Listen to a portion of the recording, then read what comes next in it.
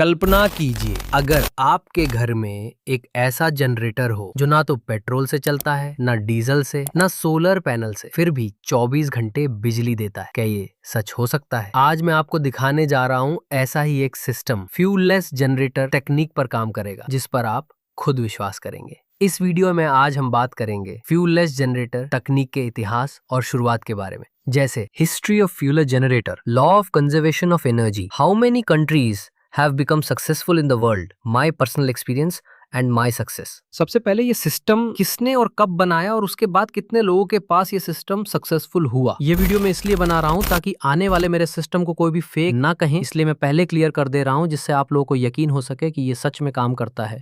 और कैसे काम करता है आज पूरी डिटेल्स में समझाने वाला हूँ।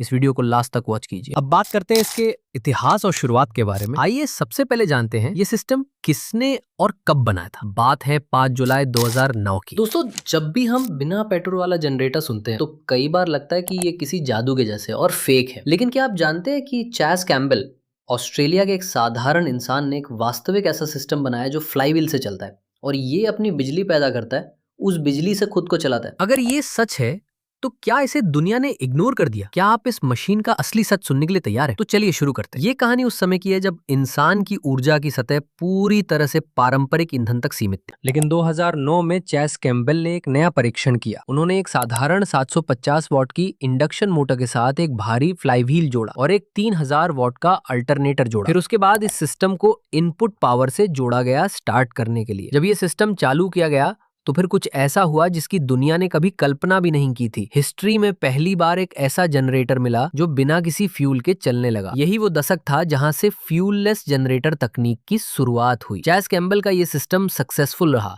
पर सबसे हैरान करने वाली बात ये थी कि अनलिमिटेड रन के बाद उन्होंने खुद मोटर को रेट्रोफिट करके इसे एक मोड में स्विच किया जहां मोटर मेंस पावर से नहीं बल्कि उसी जनरेटर की खुद की बिजली से चलता रहा था। यही वो पल था जब मशीन ने खुद को चलाने और अन्य डिवाइसों को ऊर्जा देने की क्षमता हासिल की, वो भी बिल्कुल स्मूथ रूप में। फिर जैसे ही लोगों ने इस सिस्टम को पहली बार देखा तो हैरान रह गए। फिर लोगों ने सोचा ये सिस्टम पॉसिबल है तो सब इसे बनाने में लग गए। उनमें से एक में भी था 2014 में 10th क्लास में स्टडी कर रहा था। मैंने सोचा क्या ऐसा करना पॉसिबल है या नहीं। मैं सोच ही रहा था तभी 5 जुलाई 2014 को सबसे पहले एक पाकिस्तानी नोमान शाह अफरीदी ने यह सिस्टम रेडी किया जो सक्सेसफुल रहा। फिर एक दिन पाकिस्तानी नोमान शाह अफरीदी की अचानक एक वीडियो मैंने देखी जिसे देखकर मैं बहुत प्रसन्न हुआ। फिर मैंने सोचा क्यों ना इस सिस्टम को बनाया जाए। फिर मैं भी लग गया इस सिस्टम को बनाने में। बहुत प्रयास के बाद में असफल रहा लेकिन हार नहीं मानी। अभी भी इस सिस्टम को बना रहा हूँ। कुछ हद तक मुझे सफलता भी मिली है, लेकिन जल्दी ही एक रियल वर्किंग सिस्टम आप लोगों को देखने को मिलने वाला है। इसलिए अगर चैनल पर नए हो तो सब्सक्राइब कीजिए। अब बात करते हैं ये सिस्टम कितने लोगों ने सक्सेसफुल किया पिछले 18 वर्षों में। ये सिस्टम ओनली 5 कंट्रीज में ही आज तक सक्सेसफुल हुआ है। आइए जानते हैं। सबसे पहले ये ऑस्ट्रेलिया के चैस कैम्बेल नामक एक व्यक्ति ने बनाया था, जहां से इस युग की शुरुआत हुई। इसकी वीडियो भी आप देख सकते हो, फुल वीडियो का लिंक डिस्क्रिप्शन में ऐड कर दूं। अब बात करते हैं पाकिस्तान के नोमान शाह अफरीदी, जिसमें यह सिस्टम दुनिया में पहली बार लोगों के लिए लाइव किया। यही वो व्यक्ति था जिसने इस सिस्टम को बहुत अच्छे से प्रेजेंट किया। इसी व्यक्ति से मैंने प्रेरणा ली और अपना काम स्टार्ट किया, जो काफी हद तक सक्सेसफुल भी रहा। अब बात करते हैं नाइजीरिया की। इनका भी यह सिस्टम सक्सेसफुल रहा, लेकिन देखने के मुझे सही लगा, बट फुल्ली कॉन्फिडेंस के साथ नहीं कह सकता ये रियल है या नहीं। अब बात करते हैं उज्बेकिस्तान की। इस देश ये सिस्टम सक्सेसफुल रहा। मैंने इस सिस्टम को आइडेंटिफाई किया तो 100% रियल सिस्टम लगा, क्योंकि इस वीडियो में आप साफ देख सकते हो। अब बात करते हैं अपने इंडिया की। यहाँ सबसे पहले मैंने इस सिस्टम को 2014 में ट्राई किया, बट असफल रहा। लेकिन मैंने बहुत प्रयास किए, सफल नहीं हुआ। फिर भी मैं इस सिस्टम को ट्राई कर रहा हूँ। जल्दी ही आपको सफल करके दिखाने वाला हूँ। अब बात करते हैं अपने इंडिया में इस सफल सिस्टम की, जो तमिलनाडु में सफल रहा, जिसकी वीडियोज आप यूट्यूब पर देख सकते हो या उस वीडियो का लिंक डिस्क्रिप्शन में ऐड कर दूंगा। ये वे सिस्टम है जो मुझे सफल लगे, इसलिए आप लोगों को दिखाया गया। अब मेरे द्वारा बनाया गया न्यू सिस्टम देखिए, जिस पर मैं काम कर रहा हूँ, और जल्दी ही एक सफल वीडियो आपको देखने को मिलेगी। अच्छा, ये तो था फ्यूललेस जनरेटर का शुरुआत और इतिहास। अब बात करते हैं ये सिस्टम काम कैसे करता है। इसमें लगने वाले पार्ट्स और क्वालिटी क्या होनी चाहिए। आइए जानते हैं ये सिस्टम कैसे काम करता है। सबसे पहले गवर्नमेंट इलेक्ट्रिसिटी से इंडक्शन मोटर को पावर दिया जाता है। मोटर फ्लाईव्हील को घुमाना शुरू करती है।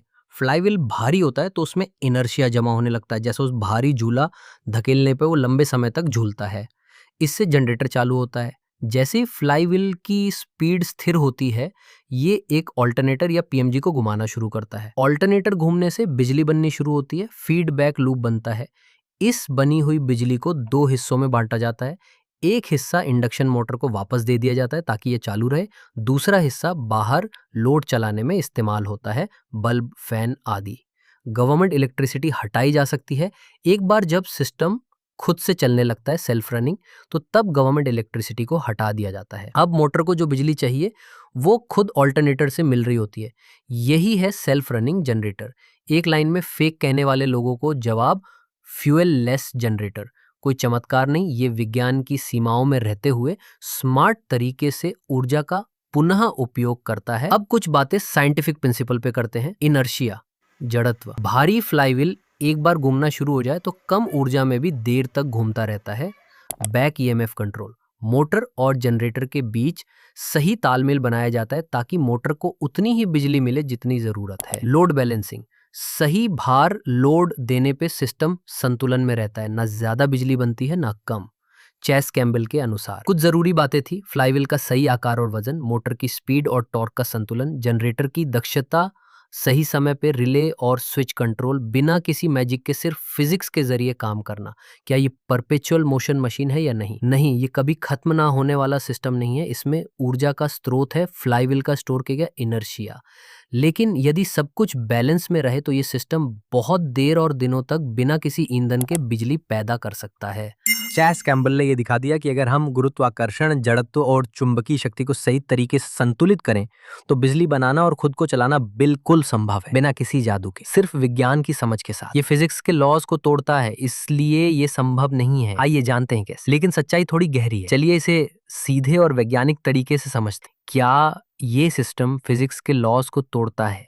उत्तर, नहीं। अगर ये सही से डिजाइन किया गया हो तो ये किसी भी फिजिक्स के मूल नियम को नहीं तोड़ता। ये सिस्टम किन किन लॉज को फॉलो करता है? Law of conservation of energy, ऊर्जा संरक्षण का नियम। ये नियम कहता है ऊर्जा ना तो बनाई जा सकती है ना नष्ट की जा सकती है, बस एक रूप से दूसरे रूप में बदली जा सकती है। फ्यूललेस जनरेटर में क्या होता है? गवर्नमेंट इलेक्ट्रिसिटी से एनर्जी दी जाती है, मोटर मैकेनिकल एनर्जी में बदलती है, फ्लाईव्हील इनर्शिया स्टोर करता है, फिर ऑल्टरनेटर उसे इलेक्ट्रिकल एनर्जी में बदलता है। सिस्टम आउटपुट में और मोटर को चलाने में उसी एनर्जी का उपयोग करता है। यानी ये सिर्फ एनर्जी को घुमा रहा है, बना नहीं रहा।